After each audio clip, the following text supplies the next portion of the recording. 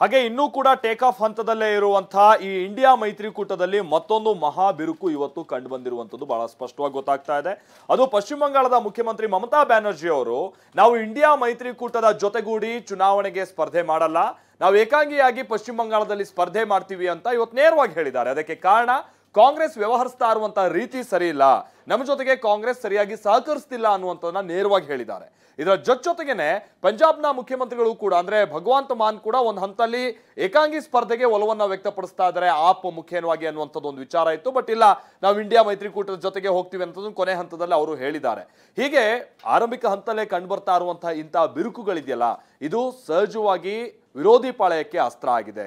ಅದರಲ್ಲೂ ಕಾಂಗ್ರೆಸ್ನ ವಿರುದ್ಧವಾಗಿ ರಾಜ್ಯ ಮಟ್ಟದ ಬಿಜೆಪಿ ನಾಯಕರುಗಳಂತೂ ಹರಿಹಾಯ್ತಾ ಇದ್ದಾರೆ. ಒಂದು ಹಂತದಲ್ಲಿ ಕಾಂಗ್ರೆಸ್ ಅಯೋಗ್ಯ ರೀತಿಯಾಗಿ ವರ್ತಿಸ್ತಾ ಇದೆ ಅನ್ನುವಂತ ಟೀಕೆ ಮಾಡ್ತಾ ಇದ್ದಾರೆ. ಹೇಗಿದೊಂದು ಅಸ್ತ್ರ ಆಗ್ತಾ ಇದೆ ಎದುರಾಳಿ ಪಾಳಯಕ್ಕೆ, ಬನ್ನಿ ನೋಡೋಣ.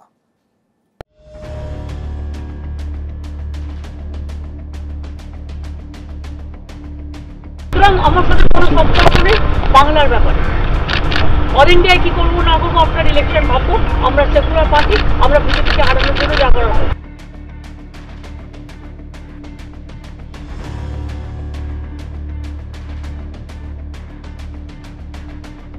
ಪ್ರಧಾನಿ ಮೋದಿ ಹಾಗೂ ಬಿಜೆಪಿಯನ್ನ ಈ ಬಾರಿ ಸೋಲಿಸಲೇಬೇಕೆಂದು ಪಣತೊಟ್ಟು ವಿಪಕ್ಷಗಳು ಇಂಡಿಯಾ ಮೈತ್ರಿಕೂಟ ರಚಿಸಿವೆ. 10 ವರ್ಷಗಳ ವನವಾಸದಿಂದ ಹೊರಬರಲು ವಿಪಕ್ಷ ನಾಯಕರೆಲ್ಲ ಒಂದಾಗಿದ್ದಾರೆ.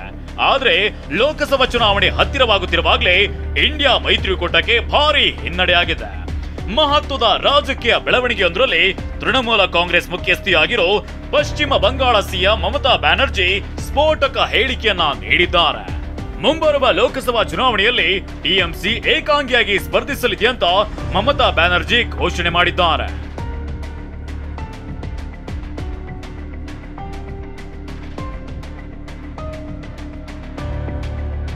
ಸೀಟು ಹಂಚಿಕೆ ವಿಚಾರವಾಗಿ ಕಾಂಗ್ರೆಸ್ ವಿರುದ್ಧ ಮಮತಾ ಬ್ಯಾನರ್ಜಿ ತೀವ್ರ ಅಸಮಾಧಾನವನ್ನ ಹೊರಹಾಕಿದ್ದಾರೆ. ಯಾವುದೇ ಸೀಟು ಹಂಚಿಕೆ ಪ್ರಸ್ತಾವವನ್ನ ಮುಂದಿಟ್ರೆ ಅದನ್ನೆಲ್ಲ ಕಾಂಗ್ರೆಸ್ ತಿರಸ್ಕರಿಸಿತ್ತು. ಹೀಗಾಗಿ ನಾವು ಬಂಗಾಳದಲ್ಲಿ ಏಕಾಂಗಿಯಾಗಿ ಸ್ಪರ್ಧಿಸಲು ನಿರ್ಧರಿಸಿದ್ದೇವೆ ಅಂತ ದೀದಿ ಹೇಳಿದ್ದಾರೆ. ಬೇಕಾದ್ರೆ ಕಾಂಗ್ರೆಸ್ 300 ಕ್ಷೇತ್ರಗಳಲ್ಲಿ ಸ್ಪರ್ಧಿಸಲಿ ಅಂತ ಗುಡುಗಿದ್ದಾರೆ.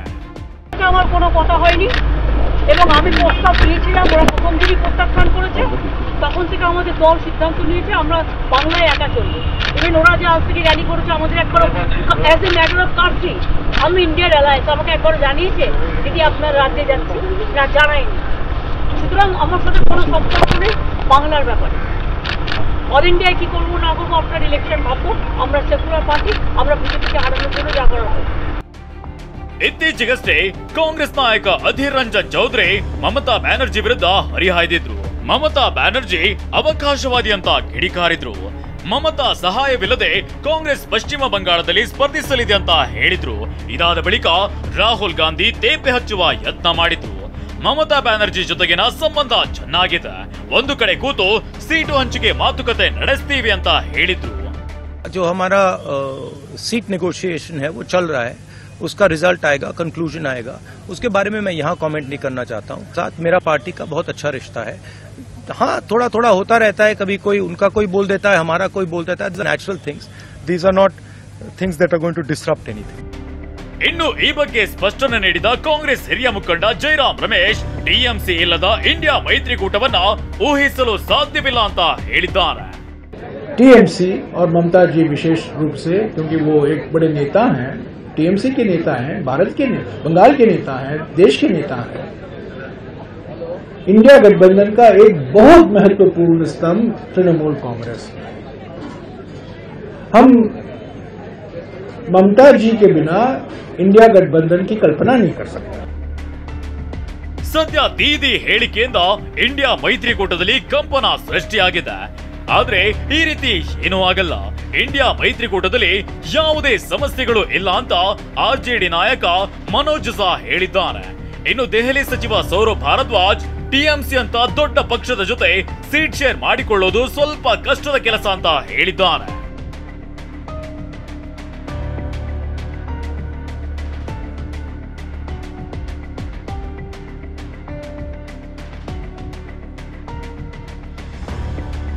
ಪಶ್ಚಿಮ ಬಂಗಾಳದಂತೆ ಪಂಜಾಬ್ನಲ್ಲೂ ಆಪ್ ಏಕಾಂಗಿ ಸ್ಪರ್ಧೆಗೆ ನಿರ್ಧಾರ ಮಾಡಿದೆ ಎನ್ನುವ ಸುದ್ದಿ ಹರಿದಾಡಿತ್ತು. ಹೀಗಾಗಿ ಪಂಜಾಬ್ನಲ್ಲಿ ಕಾಂಗ್ರೆಸ್ ಜೊತೆ ನಮಗೆ ಸಮಸ್ಯೆ ಇಲ್ಲ ಅಂತ ಪಂಜಾಬ್ ಮುಖ್ಯಮಂತ್ರಿ ಭಗವಂತ್ ಮಾನ್ ಹೇಳಿದ್ದಾರೆ. ಇಂಡಿಯಾ ಮೈತ್ರಿಕೂಟದ ಜೊತೆ ನಮಗೆ ಸಮಸ್ಯೆ ಇಲ್ಲ, ಪಶ್ಚಿಮ ಬಂಗಾಳ ಸಿಎಂ ಮಮತಾ ಬ್ಯಾನರ್ಜಿ ರೀತಿ ಮಾಡಲ್ಲ ಅಂತ ಸ್ಪಷ್ಟನೆಯನ್ನ ನೀಡಿದ್ದಾರೆ. देश में पंजाब बनेगा हीरो। 2024 में लोकसभा चुनाव में आम आदमी पार्टी के पक्ष में 13-0। देखो ये तो उनका काम है, ये ममता नहीं कोई बात नहीं, वो हो सकता है कोई उनके साथ बातचीत चल रही हो उस लेवल पे, लेकिन पंजाब में हम ऐसा नहीं करने वाले। ಇಂಡಿಯಾ ಒಕ್ಕೂಟದ ಬೆಳವಣಿಗೆಯನ್ನ ಅಸ್ತ್ರ ಮಾಡಿಕೊಂಡಿರುವ ಬಿಜೆಪಿ ನಾಯಕರು ಕಾಂಗ್ರೆಸ್ ವಿರುದ್ಧ ಮುಗಿಬೀಳ್ತಿದ್ದಾರೆ. ಇಂಡಿಯಾ ಮೈತ್ರಿಕೂಟ ಉಳಿಯಲ್ಲ ಅಂತ ಮಾಜಿ ಸಿಎಂ ಬಸವರಾಜ ಬೊಮ್ಮಾಯಿ ಹೇಳಿದ್ರೆ ಕಾಂಗ್ರೆಸ್ ಗೆಲ್ಲಲು ಅಯೋಗ್ಯರು ಅಂತ ತಿಳಿದೇ ಮಮತಾ ಹೇಳಿದ್ದಾರೆ ಅಂತ ಆರ್ ಅಶೋಕ್ ಲೇವಡಿ ಮಾಡಿ ವಾಗ್ದಾಳಿ ನಡೆಸಿದ್ದಾರೆ. ಇಂಡಿಯಾ ಅನ್ನುವಂಥ ಒಕ್ಕೂಟದ ಸಭೆ ಬೆಂಗಳೂರಿನಲ್ಲಿ ಮಾಡಿದ್ರು, ಅದು ಯಾವ ಗಳಿಗೆಯಲ್ಲಿ ಮಾಡಿದ್ರು, ಈಗಾಗಲೇ ಮಮತಾ ಬ್ಯಾನರ್ಜಿಯವರು ಒಡೆದು ಹೊರಗಡೆ ಹೋಗಿದ್ದಾರೆ. ಮುಂಬರುವಂಥ ದಿನಗಳಲ್ಲಿ ಅಖಿಲೇಶ್ ಯಾದವ್ ಹೋಗ್ತಾರೆ